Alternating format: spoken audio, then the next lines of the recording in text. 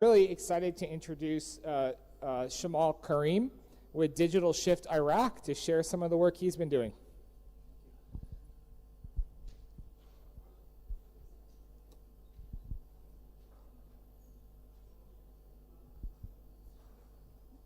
Thank you so much for being here, and I'm honored to be here with you, a group of talented leaders in the region. So I am Shamal. I try to talk about cyber awareness for students, but also for everyone, not just students. We all need that. So I will be showing some insights about myself, my background. I am a software engineer. I graduated in 2009. That's back in 2009, Salahuddin University, Erbil, Kurdistan region of Iraq. I currently am founder and CEO of a company called Digital Shift Iraq. So Iraq is a very challenging market now. Lack of digital solutions, so I'm trying to cover that. You know, UAE is ahead in the region, so I have been working with a consultancy company in UAE. I have residency as well, so I know a lot of digital solutions that Iraq market needs.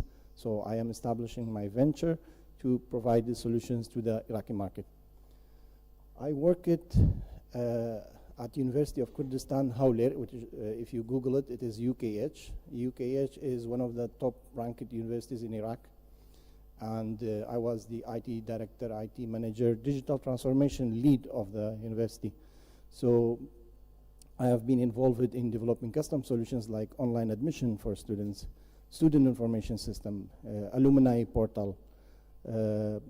Alumni portal, when I say alumni portal, it means gathering information about the alumni and having some KPIs about their employability rates and also male, female, these kind of KPIs.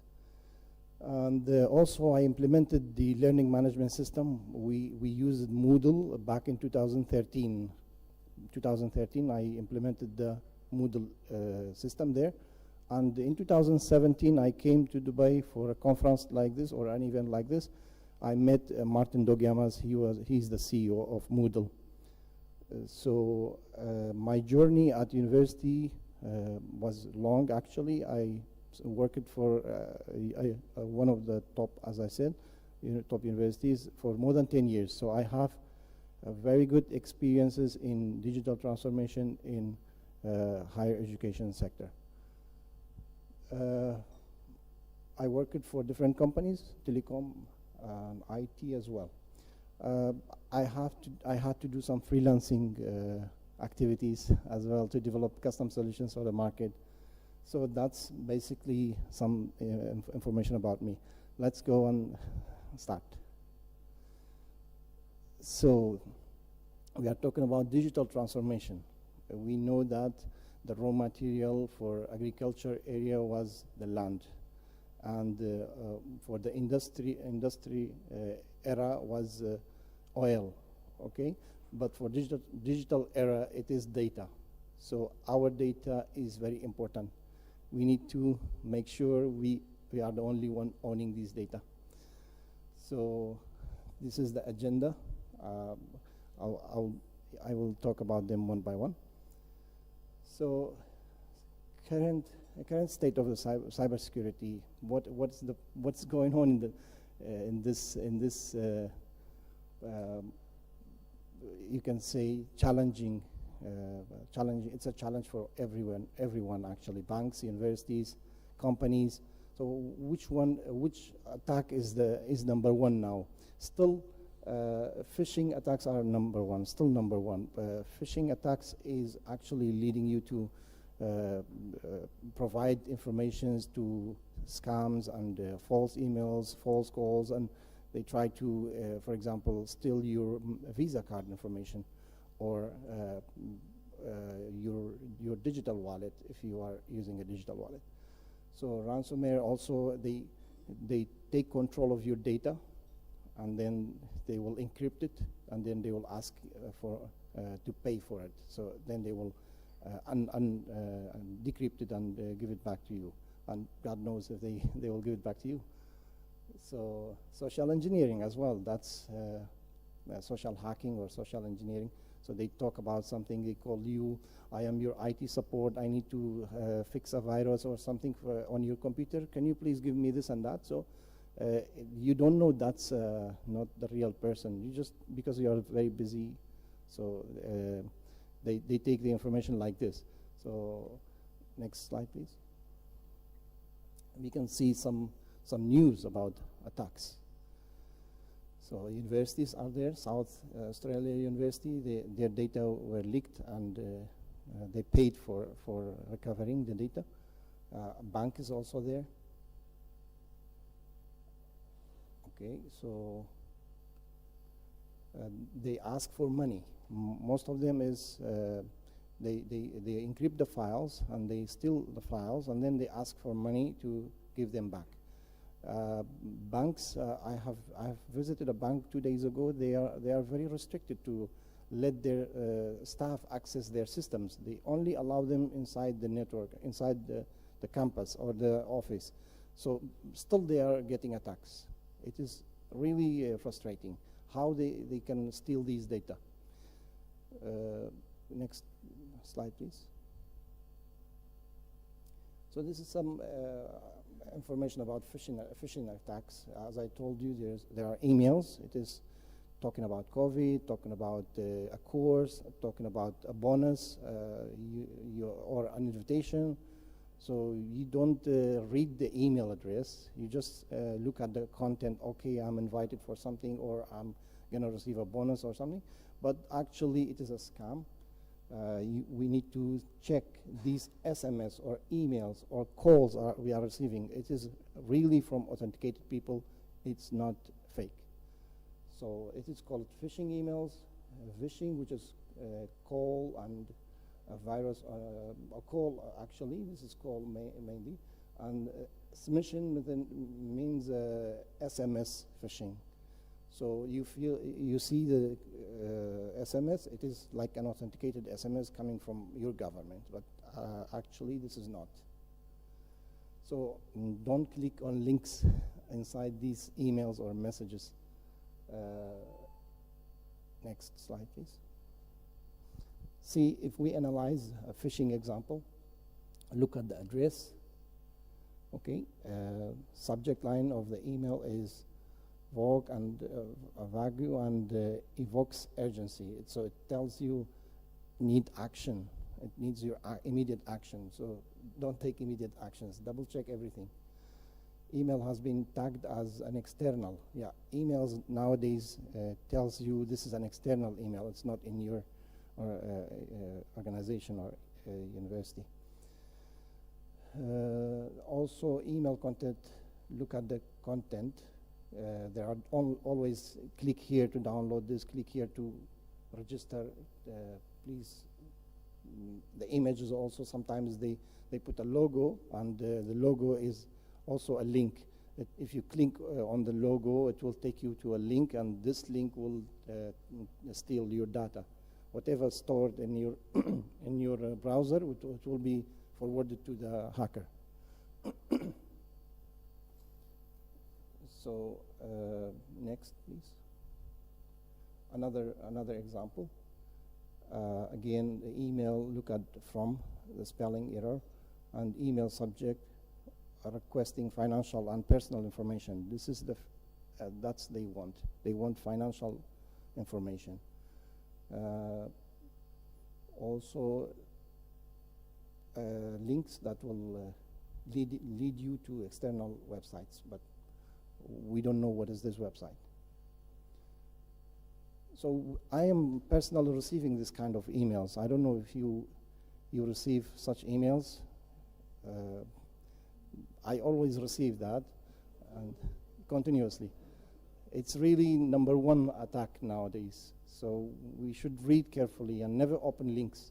I have been providing services to one of the top political people in my region. This is the first thing I told them. Don't, if you look at your messenger, let's say Facebook Messenger or WhatsApp or any other messaging tools, don't click on the link directly. I received links saying register to win with Coca-Cola, win a car with Coca-Cola. So I didn't open it. I just read the URL. I said, this is fake. So for me, it's difficult. What about normal people? It's really frustrating. So next, please. Okay, ransomware, as I told you, it is also the sources are coming from email attachments, website downloads. When you download something, it's a lot of websites nowadays showing ads saying download, and it's giving you a flash announcement like download here. But you are trying to download something, but it's telling you to download something else. So this kind of download is also not good. So regular backups. I have Google Drive, I have OneDrive. I back up my data there, but also I have an external hard drive that I put it somewhere aside to keep it. If there is something happens, I have the physical backup with me. So backup is very important. Updates, we need to update our operating systems, mobile, laptop, any devices we are using, we need to use the latest updates. These updates may be, it is installing new updates for security measurements, but also some people thinking if I update my phone, it will be slower, it will take more spaces, but we have no choice. We have to do it. Sorry, just last 2 points I missed. Verifying emails. Sure. When I develop a system, I always put verification, so I don't let people to be on my system immediately. I put a checkpoint, like an email should go for that email, let's say a Gmail or an email. Then they should click on confirm email. Then they can be on my system. Otherwise, anybody just with registration to be on a system, it's difficult. And I have been facing this kind of problems. People from Russia, I don't know, they were registering themselves with a robot. I think it was a bot. Hundreds of accounts, fake accounts, were created on my system. That's where I started to learn the development. So later on, I implemented verification procedure, and then these kind of accounts eliminated. Don't pay anything. Try, precaution is always better than solving something. So privacy and security, if you are aware of the privacy, then security, you will be safe. And after that, don't pay anything. They say, okay, I have your data, give me this much amount, I will give you your data. First of all, check your data. Data is safe. Okay, then never believe this kind of communications. Pay me, I will do this. Pay me, I will do that. So just ignore payments, no payments at all. Next, please. Well, everything is connected. Why cybersecurity is important? Digitalization is really great. That's why we are here. But with that, we need security experts. Banks need to have cybersecurity experts. Universities need to have security experts and also put some security measurements. So these two fields are going together. You buy a car, but you need also fixers to go and fix and service your car.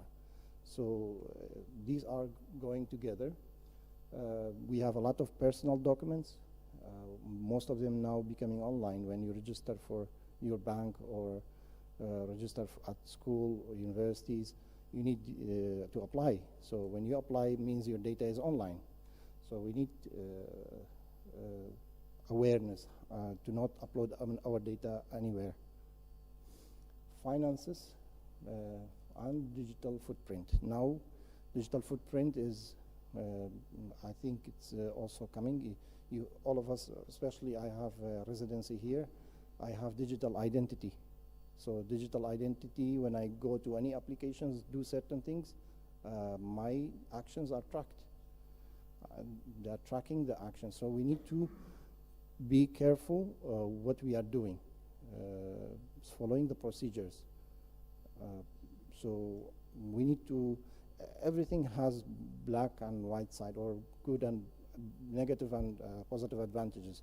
So we are trying to use our digital identity ethically. We are using ethically. So if I am my digital identity, I use it in fake applications, that will affect my reputation here. The government will know that I am using this identity somewhere else. Next, please. Okay. So the protection measurements, what should we do? So we need, let's say we have a lot of platforms, social media, university accounts, email accounts. We shouldn't use the same password for every account. We should use different passwords. Even if it's 1 word, 2 words, it should be different. This is first. Secondly, long and mix. It should be a mix of characters, numbers, capital, small, symbols. And then enable two-factor authentication. When it comes to two-factor authentication, we should also consider that SMS is not a good practice now. I have Facebook, I log into my Facebook, then it asks me to put the code that is received by SMS. This practice is also, we talked about, it is also not best practice now, because there is SMS phishing coming to your mobiles and asking for codes. So you might mix it. You might mix it and send it to other people. So there is Microsoft and Google authentication apps. I use it for everything, my servers, my accounts, my emails. I use them, and every 30 seconds it will give me a new code. So it is better to use these Google authentication and Microsoft authentication. Use this LastPass, it's password manager. You can put all your passwords and account information in this application. It is also one of the best practices, I can tell you. If you have a lot of accounts, in my case, I have almost 20 accounts. Every service I am providing to people, or my social media accounts, emails, so I cannot remember all of them. I have to have a system to manage them.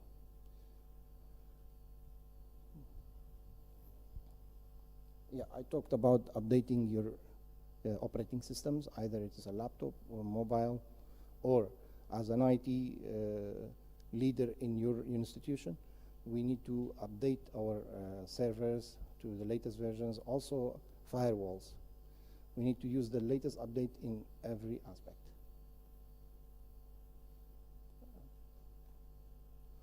Yeah, check your applications. Like sometimes you are installing an application, you don't know what's the use of the application. So this kind of application might be spying on your mobile, stealing data. So we need to check. If we don't know any application, we can delete it immediately on laptop and mobile. Next, please. Yeah, scams, as I told you, it's everywhere. Emails, SMS. So you have to always look out for if it's talking about urgency, asking for personal or financial information, or it is containing links and downloadable files, bad grammar, too good to be true. And you feel like, I have received an email actually, it was saying I am currently in Korea, South Korea, and I need some cash, please can you deposit it to me? And it was a friend of mine actually. And I was shocked. I said, oh, what is this guy doing there? And I WhatsApp messaged him, and he said, no, that's not me, my email is hacked. So I told him, this email is coming to your friends as well, so you have to tell everybody in social media that my email is hacked. So next also.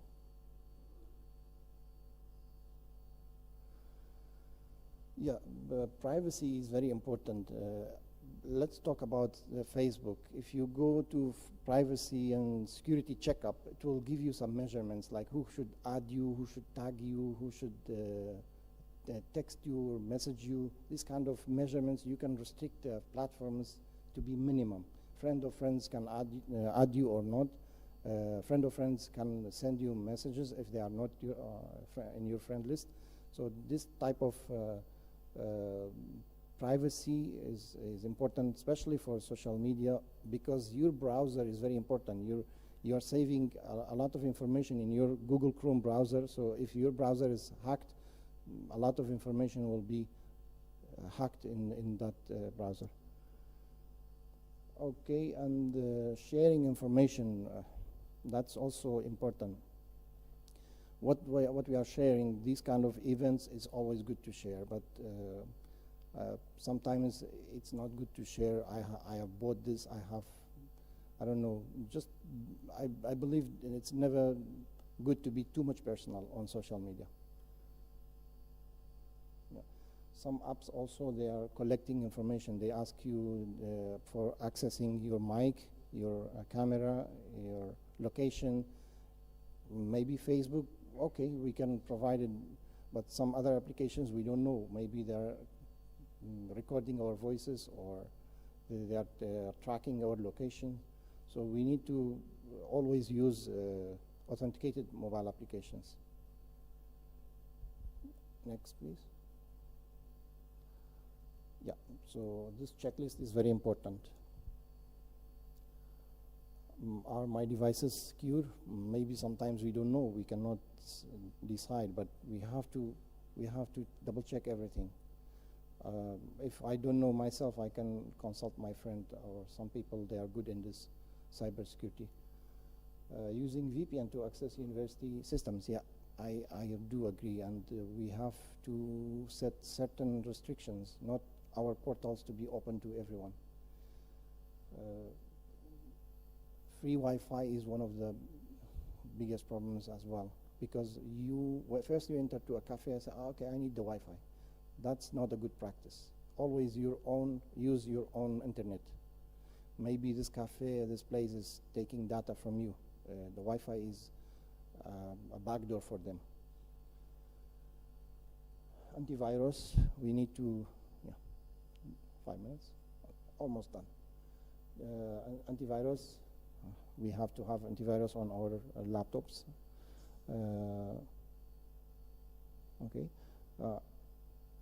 Backup is very important, local and cloud. Just don't depend on one place. You should use a backup plan as a physical, and backup plan for cloud as well. My device is up to date. Okay, that's also sometimes it's not only the operating system, sometimes the weakness of the device. Let's say the firewall is old, it's not the latest firewall, and I cannot upgrade it. Or the antivirus, even antivirus, sometimes Kaspersky was the best, then Norton was the best. So what is the best nowadays? We need to upgrade to that best solution. Two-factor authentication also, you have to have it for your emails, for everything, not just emails. If you don't have two-factor authentication, means you have one wall of protection. The second wall of protection is two-factor authentication, which is the strongest one. I might give you my username and password of my social media, but you don't know what is my two-factor authentication code, which is on my mobile every 30 seconds is changing. So that's one of the strongest points to follow. Okay, before clicking anything, you need to read, think twice, don't be quick in just clicking any link or opening any attachments. Next. Thank you so much, and if you have questions, I am ready.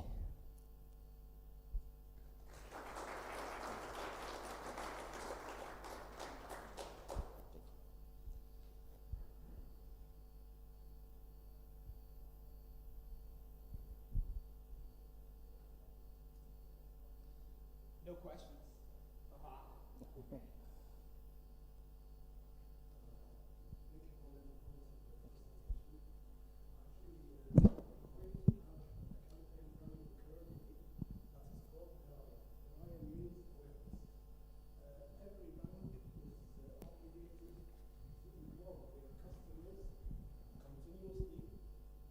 There might scammers, and there might be like social engineering communications. And if the bank doesn't communicate with their customers about such issues periodically, the bank is obligated to pay like a fine, because they are not informing the customers that they should be aware from such scammers like that. So such campaigns might be really useful, especially for elder people that who are not used to use the internet regularly. So I would highly recommend that each organization would really promote how to avoid the risk of being to become protected by such viruses like that. Thank you very much. But it can be considered as a cybersecurity checklist. Like awareness also should be implemented in any organization, right? This is what you mean. Awareness, spreading awareness should be one of the important. And even the banks in Kuwait, they are collaborating with private universities in order to give workshops and trainings for students on how to avoid such scammers like the ones you've mentioned about phishing and stuff like that. Yeah. Yes. Good. Thank you very much. All right, and one last comment, Dr. Pitts. A quick technical question, because I don't understand this world very well. So if I was to click on a phishing email and you said they have access to your browser information, can they get access to all those passwords you've got saved in your cache too? Yes. Holy crap. Yes, it is. It is accessible because these passwords, these saved passwords are just save it there. All right, so It's too late.